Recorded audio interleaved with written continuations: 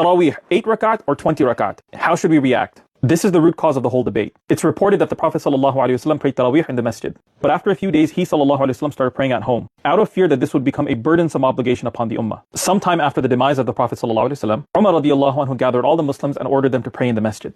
It's narrated that they prayed 20 rakat. And thus this became one of the standards for the 4 madahib for generations. The majority of the scholars that prefer the 20 rakat opinion use narrations like this to base their opinions. This is just one example, but their arguments would fill up pages. They basically argue that the practice of Umar radiallahu anhu has immense weight, and thus should not be ignored. In addition to that, this camp claims that there are no narrations in which a Sahabi actually objected to Umar radiallahu anhu's practice. This lack of objection in Islamic terminology is called ijma' sukuti, which basically means a silent consensus. They point to a hadith like this, in which the Prophet ﷺ ordered us to follow his sunnah and the sunnah of his rightly guided khalifas, meaning Abu Bakr, Umar, Uthman, and Ali radiallahu anhum. On the other hand, the minority of scholars who opt for the 8 rakat opinion cite authentic ahadith like this as a basis for their argument, in which it is mentioned that the Prophet ﷺ prayed 8 rakat in addition to 3 witr. They claim that this isn't specific to tahajjud, because according to these scholars, there's no difference between tahajjud and tarawih.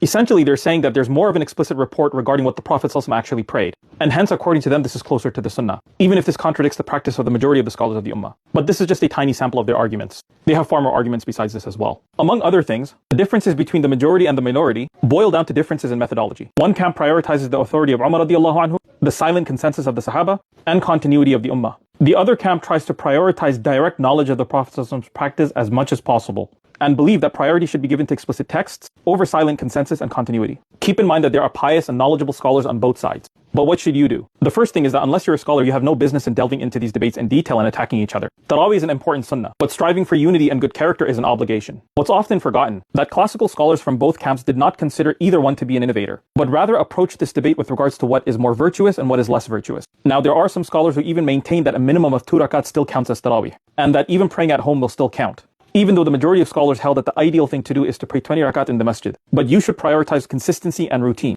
Do what is practical and do what is repeatable, even if it be a little bit. That would be better for your deen, and definitely do not pick fights. If you disagree, let me know in the comments, but keep it respectful. Follow so you can learn, share so others can learn.